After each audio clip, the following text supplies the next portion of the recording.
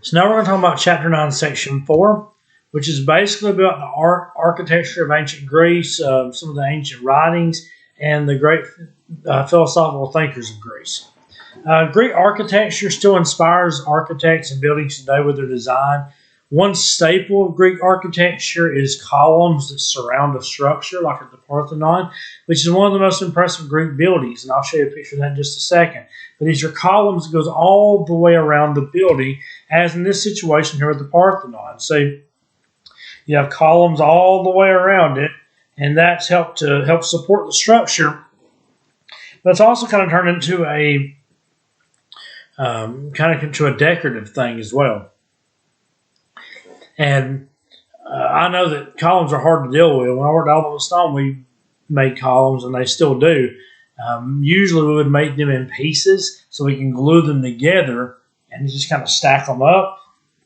But there's been times where they've wanted us to carve full columns, and when you would put them on a lathe, and you would have to drill holes in both ends, put it up on that lathe, attach it in, and then it would turn, and you would kind of adjust this thing that would shave off the stone.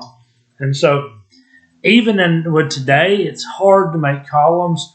And that day it was really hard, but they still did it on their buildings. This is a quote from Thucydides about the history of the Peloponnesian War. It says, "For the whole earth is the tomb of famous men. Not only are they commemorated by columns and inscriptions in their own country, but in foreign lands there dwells also an unwritten memorial of them, graven not on stone, but in the hearts of men. Make them your examples, and esteeming courage to be freedom and freedom to be happiness. Do not weigh too nicely the perils of war." And this is from Thucydides, the famous historian, about the Peloponnesian War. In ancient Greece, they worshipped Greek gods and goddesses, but by 500 BC, people started to try to explain why things happened. These were philosophers, people that believed in the power of the human mind to think, explain, and understand life. And the three most famous of these are Socrates, Aristotle, and Plato. So we're going to talk about these three as we wrap up this chapter.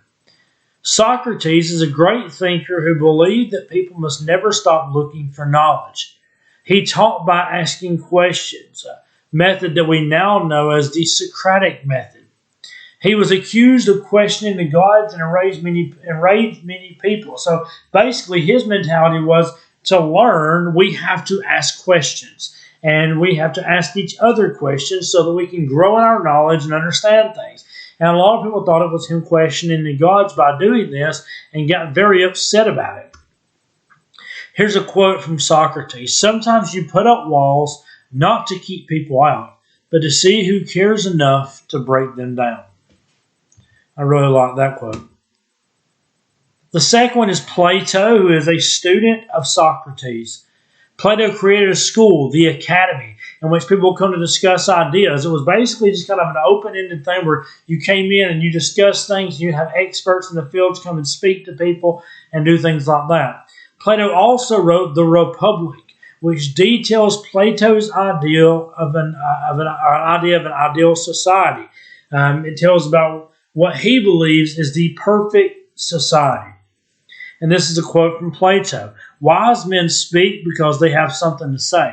Fools speak because they have to say something." And I love this, especially what's going around with the political climate. People feel as they have to speak all the time. Social media has got people feeling like that they need to post something or say something all the time. But wise people speak when they have something to say. Fools speak because they feel like they have to say something. And then finally we have Aristotle, which is Plato's student. He believed in reason, which is clear and ordered thinking. And he made great advances in the field of logic. And this is a quote from him. "Excellence is never an accident. It is always the result of high intention, sincere effort, and intelligent execution. It represents the wise choice of many alternatives. Choice, not chance, determines your destiny." Now, I like that. There's a lot of power behind making an intelligent and wise choice for your future and not just depending on chance. So that brings us to the end of the Greek unit with Chapter 9, Section 4, and that's going to wrap up this unit here.